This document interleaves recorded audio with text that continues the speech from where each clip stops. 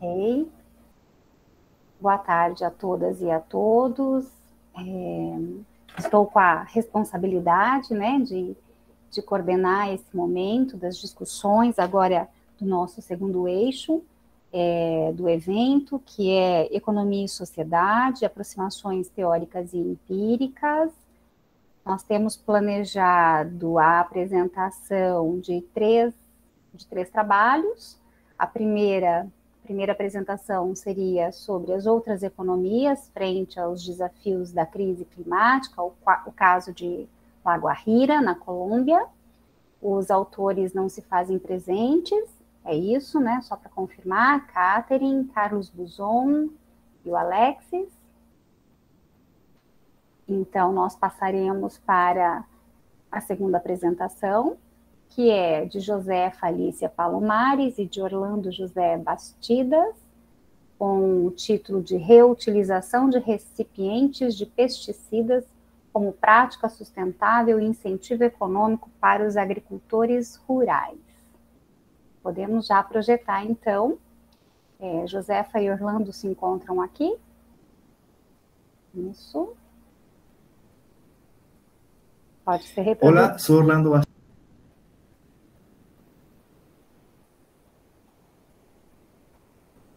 Ok, Adriana. Bastidas, estudante de doutorado em Recursos Naturais pela Faculdade Estadual de Mato Grosso do Sul. A presente proposta está intitulada Reutilização de recipientes de pesticidas como prática sustentável e incentivo econômico para os agricultores rurais. O trabalho foi feito junto com uma colega chamada Josefa Palomares. Sejam todos bem-vindos. O impacto pelo uso dos pesticidas no meio ambiente ha trazido uma série de consequências, principalmente nos recursos água, solo e ar. O destino final do recipiente com resíduo de pesticida é o que traz mais preocupação.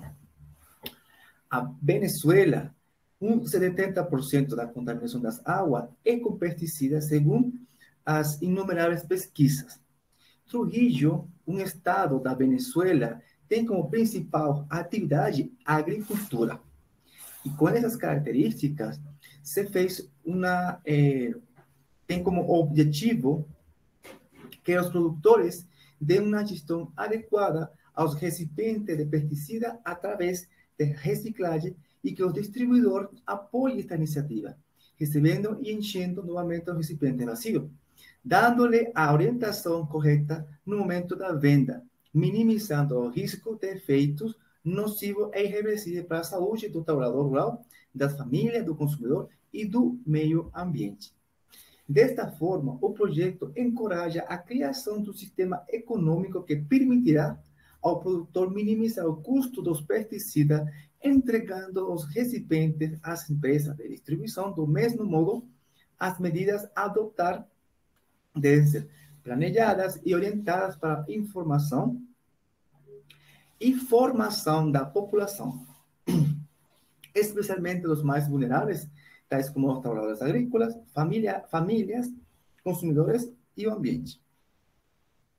O presente estudo é de tipo descritivo com desenho de campo e foi realizado entre os meses de junho de 2018 e março de 2019 num setor chamado Saralinda, do município Rafael Rangel, do estado do Rio da Venezuela.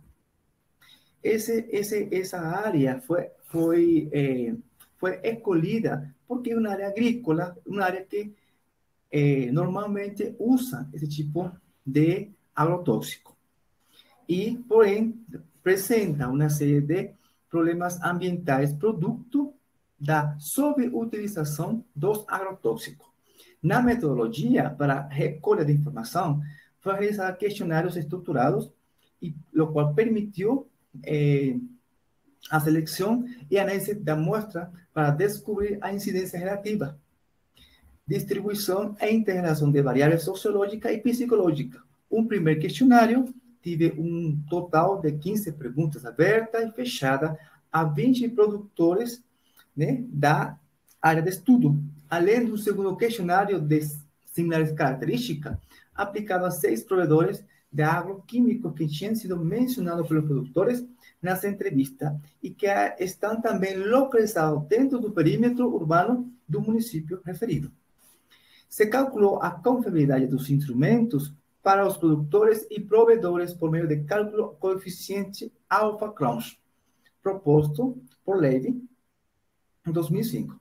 O resultado foi de uma confiabilidade de 0,83 e 0,86, o que significa uma alta fiabilidade de acordo com essa escala de medição. Se utilizou estatística descritiva, que facilita o processamento de dados e interpretação dos resultados.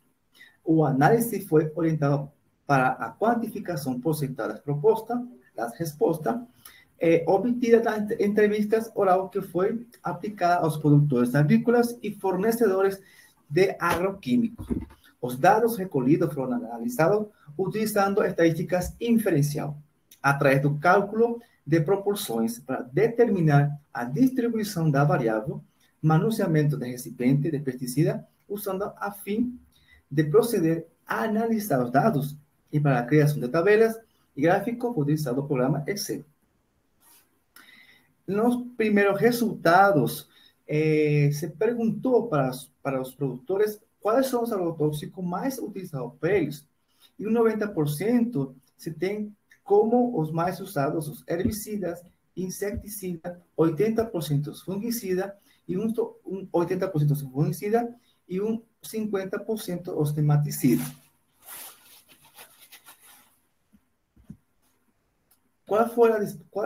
Se perguntou também para eles a disposição final do recipiente depois usado.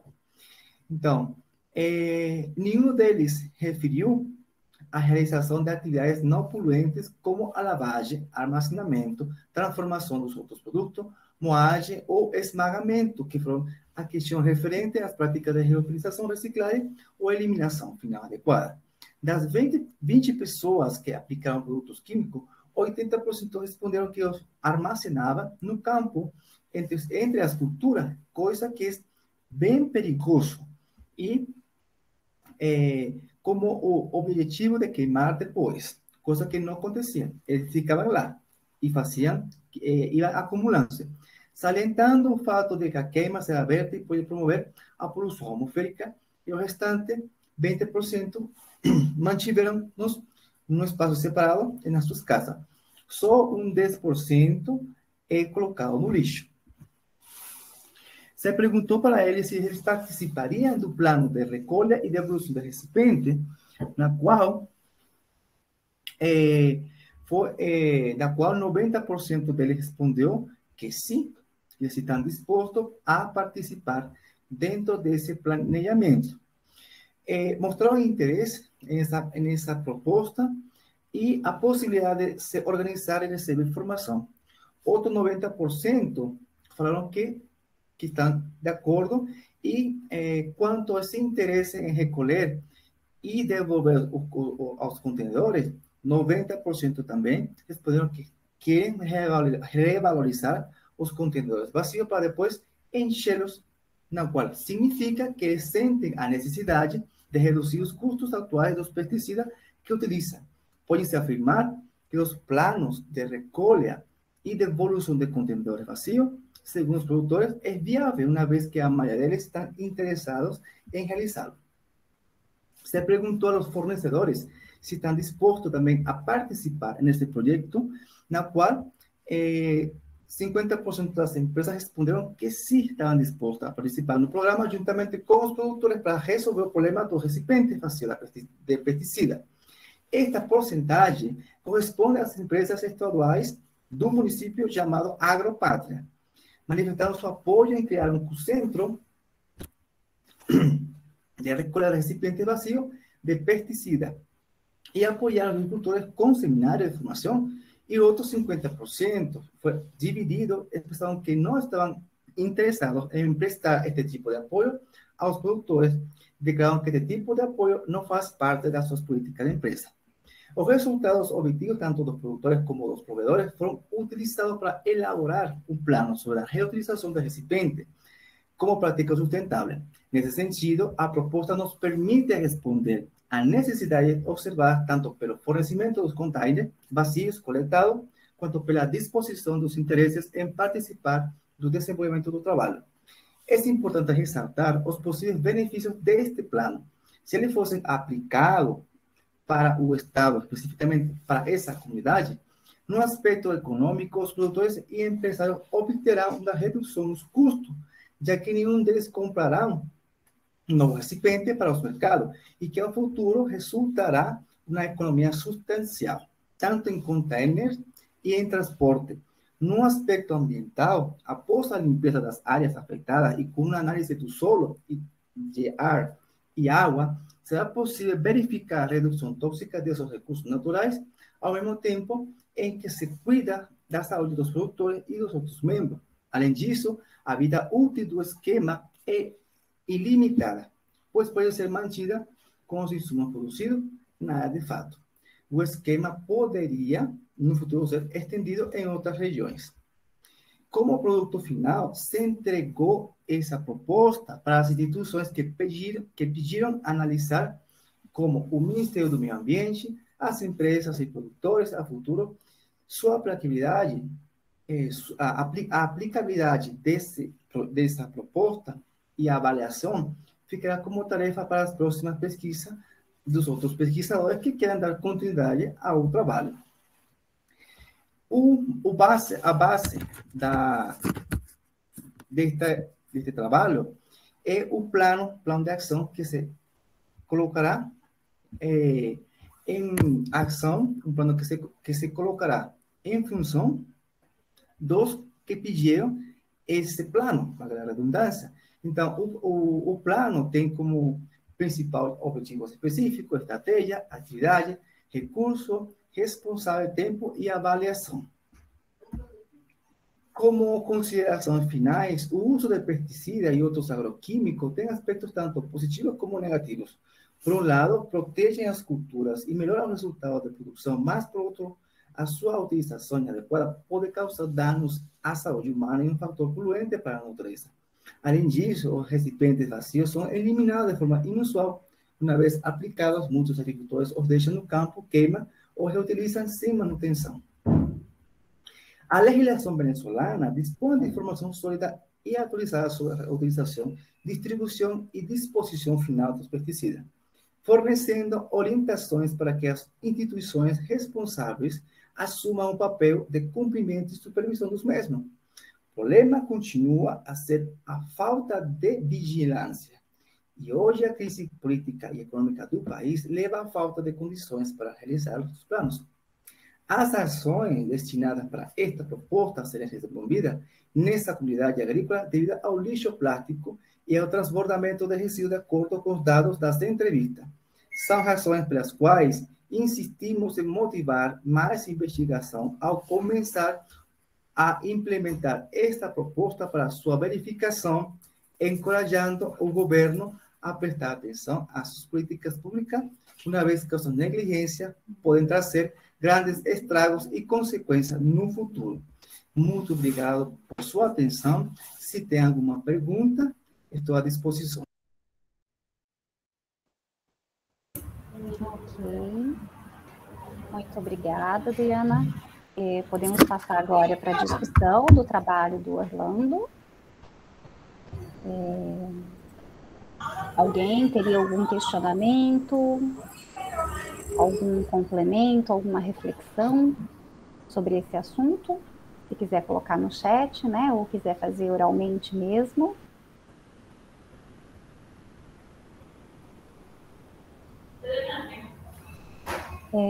Enquanto as perguntas chegam, Orlando, posso te fazer compartilhar uma reflexão com você de quais são os desafios que nós temos pela frente, né, não só na realidade da Venezuela, mas também na realidade brasileira, no sentido de equalizar dois aspectos que parecem contraditórios, que é a proteção ambiental, seja no uso desses herbicidas, pesticidas, né? Como é que então a gente equaliza, né? Substitui esses insumos que são altamente prejudiciais para o meio ambiente, mas também garante uma produtividade, né, uma viabilidade para as pequenas propriedades, para os pequenos produtores, né, que não se encaixam nessa perspectiva de grande escala, de uma competitividade diferente. Como que você percebe esse desafio de equalizar esses dois aspectos, né? Garantir produtividade, competitividade, mas também preservação ambiental, compromisso ecológico.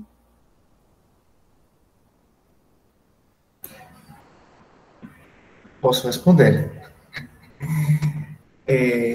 Sí, son desafíos que a gente sempre consegue, né? Sempre parece que estão inversa ou parecem que estão sempre presentes, mas sempre são como que os mesmos resultados, né? As políticas públicas, como conseguimos equilibrar o ambiente com o homem, natureza, mas nesse trabalho específico, nós queríamos a produtividade do setor, né?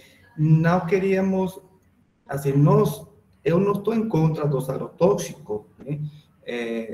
Porque eles estão para aumentar a produtividade, mas também se se usa de forma correta, né? A dose correta. E essa é, digamos, esse é sempre o desafio para os produtores, que parece que essa informação não chega constantemente.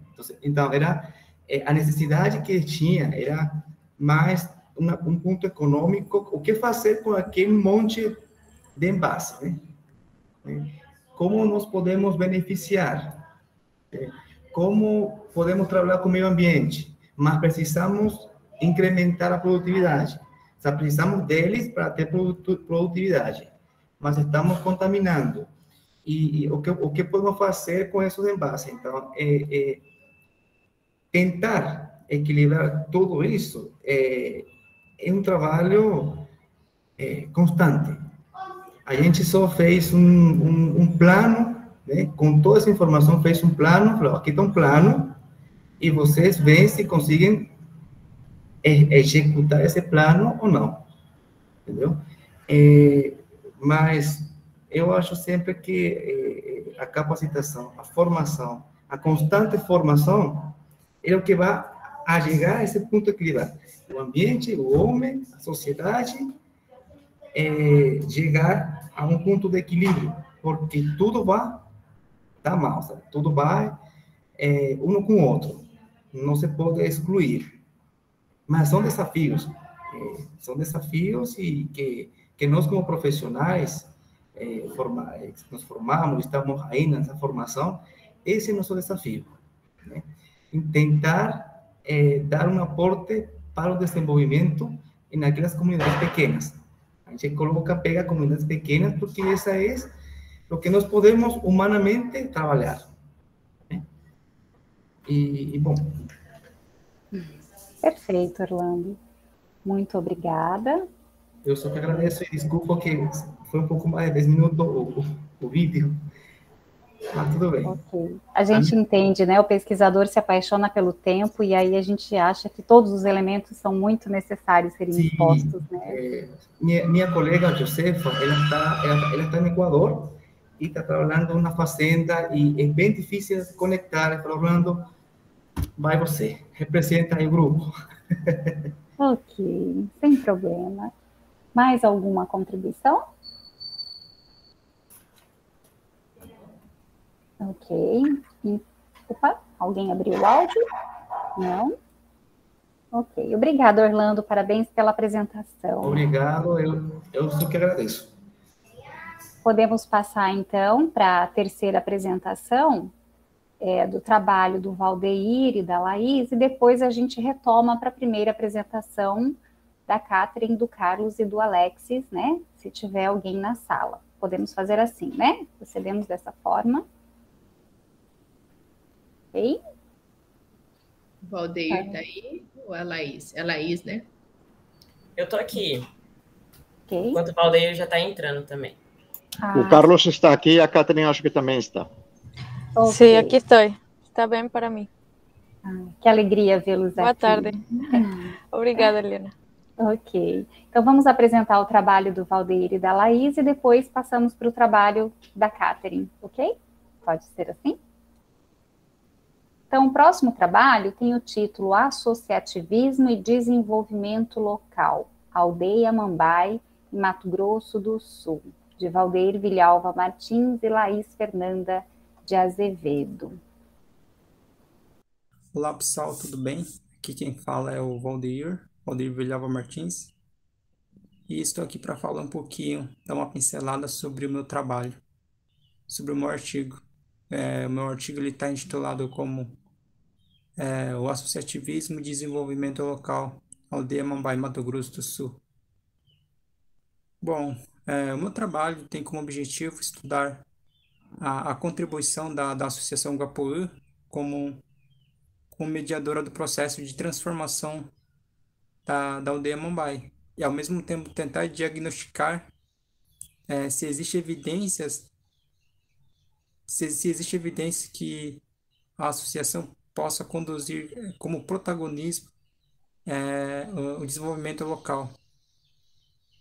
Então, a associação a Associação Gapoú, ele foi criado a partir da demanda da própria comunidade local, com o intuito de melhorar a qualidade de vida da aldeia Mambai, no qual eu sou um dos fundadores dessa associação. Essa associação é intitulada de Associação Guapoú. E lembrando que a ideia inicial de construir essa associação ele surgiu a partir de dois acadêmicos da área de ciências econômicas. E essa ideia, a partir das conversas com o pessoal da comunidade, com pessoas que pensam melhorar a aldeia, a partir da reunião feita, com unanimidade foi decidido a implementação, a criação da Associação Gapoú. Então, nesse sentido, volto a destacar, o estudo tem por objetivo estudar, verificar a contribuição da Associação Gapoú para o desenvolvimento local e se tal associação ele pode ser entendido como um dos protagonistas para conduzir a comunidade indígena em condições melhores, digamos assim. Então, até o momento, com base nos estudos realizados, consegui identificar que a Associação Gapoú tem realizado sua tarefa de buscar ações que visa melhorar a qualidade de vida. E principalmente em relação a isso, a associação tem buscado parcerias, principalmente com a universidade. E graças a essas parcerias, até o momento foram aprovados projetos como o Jardim Etnobotânico, Museu dos Povos Originários, Centro de Ensino Superior Indígena e Mercado Indígena de Amambai. E esses projetos, lembrando que é um projeto vinculado ao Programa de Pós-Graduação em Desenvolvimento Regional de Sistemas Produtivos da UEMS, e graças em parcerias com a Associação Gapoú, esse projeto foi aprovado. Com base nisso, podemos identificar o papel fundamental que a Associação Gapoú ele pode desempenhar para promover o progresso da comunidade local.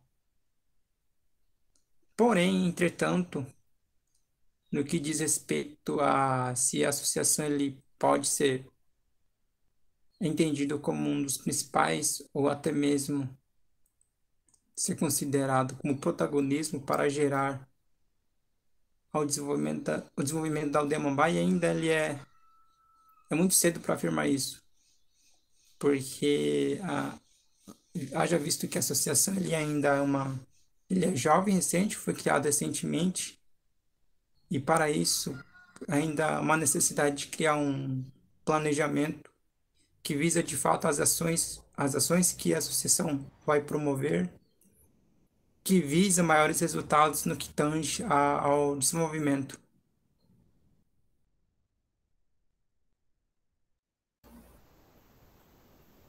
Ok.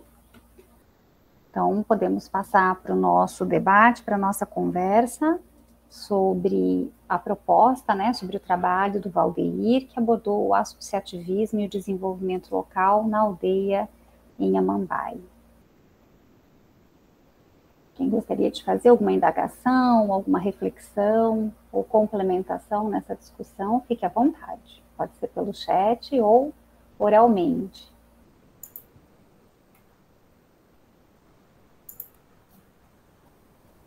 Laís, fica à vontade. Não, eu estou aqui para responder as perguntas, né? O Valdeir teve uma dificuldadezinha para entrar, né? Mas, assim, explanando melhor, o trabalho do Valdeir é fruto, esse trabalho especificamente, né? É fruto da monografia dele, né? Que ele é um dos fundadores dessa associação. Eu não vou conseguir pronunciar tal qual ele, né? Mas a gente fala Guapoi. A Rose perguntou aqui algumas ações que estão sendo realizadas especificamente, né? Então, a associação, ela tenta organizar a população indígena, né, as suas demandas, e tenta buscar parcerias fora da associação, né? Ele deu alguns exemplos de projetos que a associação, né, que ele está à frente também, fez com a universidade, inclusive com os projetos do professor Carlos que estão aqui, né, do professor Defati. Existem outras ações, como, por exemplo, né, eles criam alguns animais para venda, né, então eles procuraram, por meio da associação, ajuda fora, alguns outros projetos que vão qualificar, né, a produção de frango semi-caipira e organizar essa população para vender nesse mercado indígena que ele citou no trabalho dele. Então, essa é uma ação bastante interessante, né?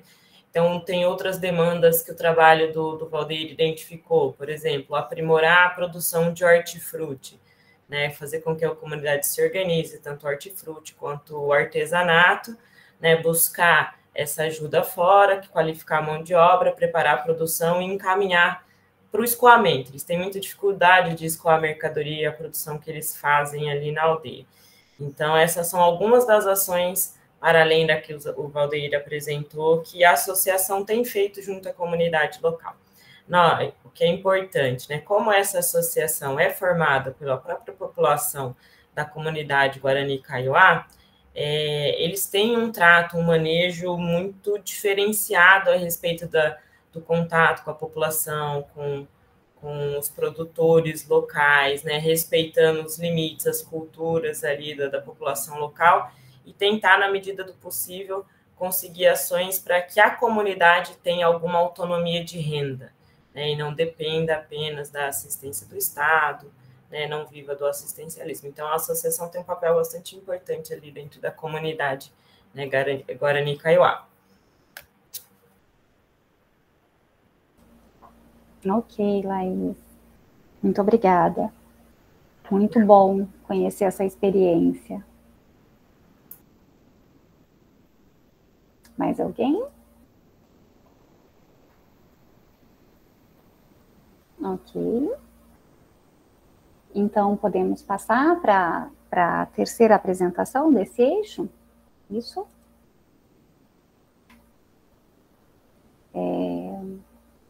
Então, é o trabalho da Catherine Mendonça, né, da Uniguarira, do professor Carlos Buzon e Alexis Angola. As outras economias frente aos desafios da crise climática. O caso de La Guajira, na Colômbia. Aquí para presentar nuestro trabajo, las otras economías frente a los desafíos de la crisis climática. El caso de La Guajira, Colombia. Para contarles un poco o contextualizarlos de La Guajira a nivel socioeconómico, vale la pena mencionar que se encuentra en el norte extremo de Colombia y al mismo tiempo de Sudamérica. Es una región que históricamente ha contado con recursos que han sido explotados para la exportación o consumo a nivel nacional, pero en especial para la exportación. Desde las perlas en el siglo XVI, luego pasando por el comercio del palo de Brasil, incluso ha tenido suelo fértil para la marihuana. Actualmente o desde el siglo pasado se viene explotando lo que es el gas, la sal desde antes y el carbón en especial. Los grandes yacimientos de carbón han hecho que aquí exista la mina a cielo abierto más grande del mundo y representa la mitad de la producción interna bruta del departamento. De este lugar se han extraído 650 millones de toneladas que han sido exportadas y esto representa 10,6 billones de regalías al país en la última década. Asimismo, La Guajira actualmente está nuevamente en el centro de atención a nivel nacional, pues su ubicación geoestratégica la hacen propicia para la generación de energías renovables como la energía eólica y la energía fotovoltaica, teniendo en cuenta que a nivel mundial estamos en medio de una transición energética.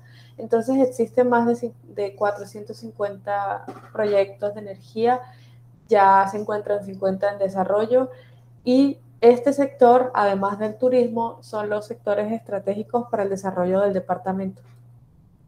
Sin embargo, también históricamente esta región ha sufrido de una pobreza endémica y alcanza una cifra de 61,8% de pobreza multidimensional a cifra de 2019. Hay una gran carencia de agua potable en la mitad del territorio que es mayoritariamente desierto o bosque seco tropical del medio para abajo. Entonces, teniendo en cuenta este contexto económico y social, quisimos revisar los impactos o los desafíos frente a las crisis climáticas y las vulnerabilidades climáticas a las que estamos expuestos. Entonces, revisando indicadores como el índice de confort térmico, el impacto potencial del territorio y el cambio de precipitación para Colombia a un horizonte de 2040, observamos cómo habrá unas variaciones que tendrán un impacto teniendo en cuenta las condiciones ya precarias existentes actualmente. Entonces vale la pena revisar los desafíos a los que nos encontramos a nivel climático para poder plantear estrategias que conduzcan a enfrentarlos. Entonces, actualmente, esta es una fotografía de una playa, una de las principales playas del departamento y que hace 10 años se convirtió en la playa más apetecida de Latinoamérica. Se llama Palomino, encuentra en Dibuya, y se observa cómo actualmente está sufriendo los impactos de la erosión costera y la subida del nivel del mar. Entonces, vemos que va a haber un impacto grande en todas las cadenas de valor y de comercios que se han forjado alrededor del turismo, pues su principal atractivo económico ya se ha visto reducido, que es la playa.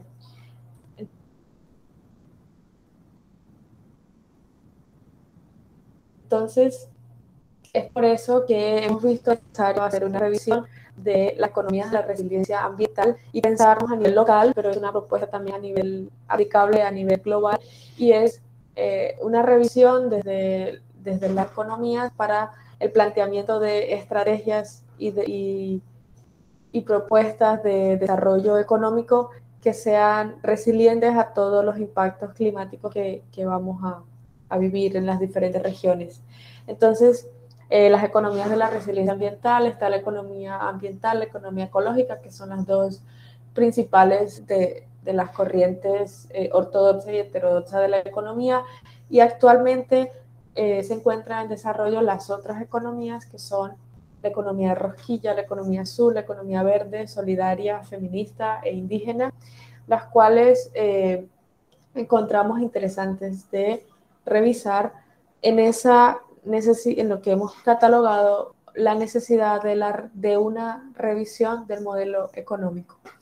Entonces, muchas gracias por la atención y estaremos en el conversatorio durante el evento para conversar un poco más sobre esta propuesta y sobre los demás trabajos presentes en esta mesa. Muchas gracias.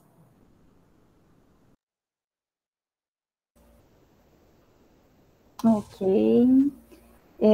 Catherine, professor Carlos Buzon, é sempre muito bom ouvir o compartilhamento, né, das reflexões e das experiências que estão acontecendo na Colômbia, né? Então, vamos abrir para a nossa conversa, para o nosso debate. Deixo aqui o espaço para perguntas. Depois eu faço a minha. Vou abrir para discussão primeiro. Professor Carlos, fique à vontade, por favor. Bom, antes de tudo, o mérito é do trabalho da Catherine, porque a pesquisa é dela. Ela fez uma excelente pesquisa no tema do mestrado, tocando o tema das novas economias e desenvolvendo os novos projetos, né? Então, acho que eu vou deixar a palavra com a professora Catherine para que ela explique esse tipo de novos projetos resilientes, né? Como que já conhece, as pessoas já conhecem algum, mas como são estratégias de criar algo a partir da nada, né? E como, com essa necessidade de criar outros modelos, a professora Catherine, eu acho que está justo na linha do que faz falta na economia e em outros âmbitos acadêmicos, né? Então, deixo a palavra com ela, que ela é a que sabe realmente do assunto. Professora Catherine, quando você queira. Gracias, profesor Carlos, muito obrigada. Y bueno, gracias, Eliana. Bueno, el video cuenta bastante de lo que es nuestra propuesta. Quisiera complementar con algunos aspectos que no la alcancé a mencionar ahí, y en especial en el momento en que se corta la señal de internet, creo. Entonces, lo que hicimos o lo que hemos estado investigando y tratando de encontrar es entendiendo desde las vulnerabilidades que tienen los territorios a nivel social, a nivel económico y en especial a nivel ambiental, porque son las que nos enfrentan a nuevas condicionantes, es decir, a nuevos servicios ecosistémicos que son uso del suelo, especies, tecnología, y de todo eso dependemos en las diferentes lugares, regiones. Entonces, de eso depende los niveles de bienestar y de la capacidad de reducción de pobreza de cualquier población. Entonces, si descuidamos es como la salud del ambiente, pues de alguna manera estamos creando proyectos que no vayan como en coherencia con esos retos que tenemos, que enfrentamos en la crisis climática que estamos viviendo a nivel mundial. Entonces, entendiendo esta relación simbiótica y inseparable entre los seres humanos y la salud de los ecosistemas locales, hemos buscado alternativas y estrategias de proyectos que nos puedan ayudar a darle o a formar las capacidades sociales y pues económicas también de mercado a las poblaciones más vulnerables. Como dije en el video, esta región tiene un 45% de población indígena guayú y es la población más pobre, lo sabemos, en Brasil pasa igual. Entonces, hemos pensado algunos proyectos. Quisiera mencionar un proyecto que precisamente está basado en esas otras economías que son posibles aplicar para empezar a generar esos cambios y esas condiciones para ellos. Entonces, hay un mercado internacional muy grande de las artesanías indígenas de esta región, y ellos a veces por recursos pues no tienen cómo comprar la materia prima para poder realizar esos productos, aunque existe un mercado gigantesco, en especial en Asia. Entonces lo que hemos estado realizando es un trueque a partir de los residuos, las bolsas, el lixo se llama, eh, se intercambia por hilos para que ellos puedan tejer sus artesanías. Entonces, con eso cumplimos un doble propósito. Por un lado, les educamos ambientalmente de que creen la conexión mental de que el lixo no sirve para nada, sino que en lixo puede haber un valor y ese valor luego es la materia prima que les permite realizar sus productos y entrar al mercado internacional con sus bolsos para la venta nacional o internacional. Entonces con eso ellos crean tiendas comunitarias y van creando el empoderamiento, sobre todo femenino, porque pues si no tienen agua, no tienen que comer, por lo menos con sus manos están produciendo medios de vida para sus comunidades. Entonces eso es solamente un ejemplo de los muchos otros posibles que se pudieran pensar en las diferentes regiones a partir de esas otras economías que van con una lógica distinta a la de el mercado eh, utilitarista que conocemos.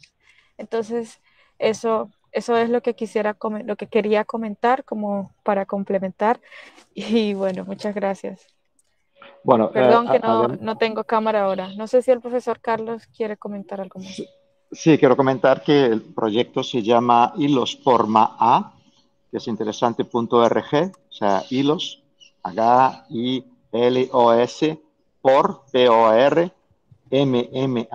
P-O-R-M-M-A.org. Y eso lo podéis encontrar en internet, lo buscáis en Google, sale. Yo creo que es una propuesta, estoy hablando en portugués o español, ya no lo sé. Ese es En ese é o español, problema. profesor. Está hablando en Esse é o español. problema. Isso eu não sei, por isso eu não sei se falo em português ou espanhol. Se chama Fios por Mar, mas a ideia seria Hilos por Mar, se vocês podem achar em internet.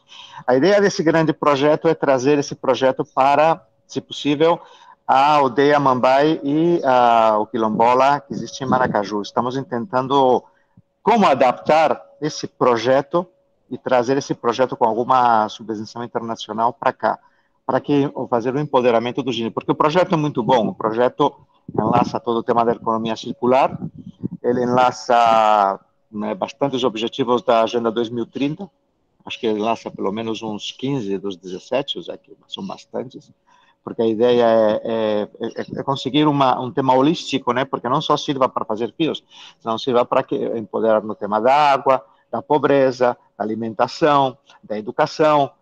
É um projeto que não é só um projeto para criar um bolso e transformar, senão um projeto muito mais grande. Digamos que o bolso é a desculpa. Eu acho que a professora Catherine nisso pode comentar mais da experiência de Hilos, as experiências que tiveram lá, que é uma experiência boa numa comunidade extremadamente pobre, que eles têm uma água que, sinceramente, nenhum de nós beberia, porque não é água nem potável, e eles fazem um esforço tremendo de criar de algo que é lixo, com os fios eles fazem verdadeiras obras de arte. E conectam, uma das coisas mais lindas do projeto é que conecta o artesão, a artesã, neste caso, né, com o destinatário, com a destinatária. Então, se estabelece um vínculo, uma conexão, eu diria que até espiritual, entre a pessoa que cria esse arte e quem tem esse bolso.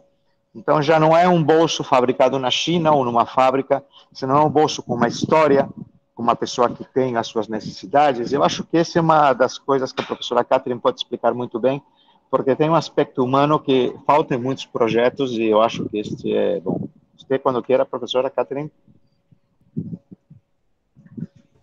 Bueno, para no alargar más nuestra conversación aquí, yo puse en los mensajes en la página y pues por ahí estamos en contacto si alguno quisiera mayor información del proyecto. Muchas gracias. Eu que agradeço, Catherine. Desejo muito sucesso nesse projeto e na replicação, na inspiração para um projeto parecido aqui para o Mato Grosso do Sul, né? E desejo muito que no próximo evento do OGS os resultados já estejam sendo polidos, né? E esse trabalho possa ser socializado. Eu conheço um pouco dessa proposta, Catherine, né? Pelos contatos que a gente já fez, e realmente é muito contagiante, né? No sentido positivo, assim, para nós. Eu gostaria de fazer apenas uma pergunta para você. Eu gostaria de estar falando espanhol, mas não, eu quisiera estar falando português. Você tem várias propostas, né, de outras economias, economia verde, de rosquilha, azul, feminista, indígena. Como na Colômbia, a aceitação para essas novas propostas, de novas dinâmicas econômicas? Tem essa experiência com esse projeto, né, na comunidade indígena, mas a sociedade, de um modo geral, ela está aberta para novas propostas? Bom, essa é uma boa pergunta. A sociedade está interesada en que la población pobre mejore sus niveles de pobreza. Más allá de que sea con otras economías o no, realmente a la gente no le importa mucho. Sería más allá de la academia. En la academia sí hay una corriente muy fuerte a nivel central, es decir, en la capital, en Bogotá y en el resto del país. En la academia sí hay una línea muy fuerte de desarrollo de estos análisis de los desafíos que tenemos frente a la crisis climática y proyectos y estrategias resilientes a esos desafíos. Entonces, la población, sobre todo, pues la población civil pasa muy desapercibida de lo que está pasando. Pero las comunidades que están más enteradas de los fondos, de recursos, de dónde están los proyectos, ellos sí saben ya. Perdón, profesor Carlos, tiene el micrófono abierto y está haciendo mucho ruido. Disculpa, gracias. Entonces, las comunidades son las que más enteradas están de que es posible a través de otras maneras de generar lo que han esperado hacer hace mucho tiempo. También saben que los nuevos fondos internacionales de cooperación y demás tienen esas líneas de fondos verdes. Ellos saben que ahí es donde más recursos va a haber. Entonces, tienen un interés genuino y nuevo, es decir, reciente, por enterarse de un poco más de esos temas. Es lo que podría decir, desde las comunidades. La población civil no sabe mucho, los políticos depende si les parece bonito o no, pero depende mucho. Pero sí creo que hay una apertura. Creo que hay una apertura un poco más que en Brasil, podría pensarlo. Sí. Muito bem, Gracias. muitas graças. Muitas graças, eu sei falar direitinho. Sí. Vou enseñarlo más. Quisiera falar português mais. Vamos fazer essa troca. Com tempo.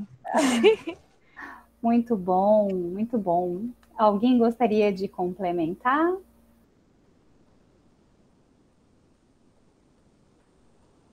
Ok. Bom, penso que os 3 trabalhos do eixo 2, né, foram concluídas as apresentações, com muito sucesso. São trabalhos que tangenciam temas emergentes, né, a sustentabilidade, vulnerabilidades territoriais, comunidades que sempre foram marginalizadas, né, a ideia de progresso imposta, seja a comunidade indígena da Colômbia, seja a comunidade indígena no Brasil, ou mesmo de Mato Grosso do Sul, especialmente, né, Mato Grosso do Sul. Temos aí uma provocação muito bacana para uma agenda de pesquisa, né. em relação à sustentabilidade, não só porque nós temos os ODS, os Objetivos de Desenvolvimento Sustentável 2030, uma agenda, a COP26, né, coloca isso em evidência, e a responsabilidade coletiva, né, do conjunto, especialmente para os territórios, as regiões mais vulneráveis, como Colômbia, Venezuela, né, e mesmo o Brasil. Muito bom, estou muito feliz de estar coordenando esse eixo nesta tarde. E em não havendo mais discussões, né, acho que a gente pode encerrar esse momento, né, professora Adriana? Para que a gente possa, daqui a pouco, prosseguir para o terceiro eixo, que também tem ótimos trabalhos. Isso. Vamos abrir as câmeras, quem puder, quem tiver, né, para a gente fazer o nosso registro do eixo 2 dessa tarde.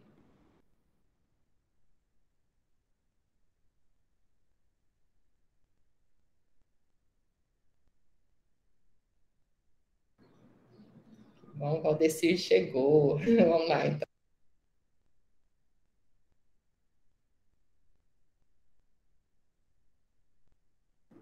Ok, muito obrigada. Daqui a pouquinho iniciamos o nosso eixo 3, né? 5 minutinhos. Já estamos de volta.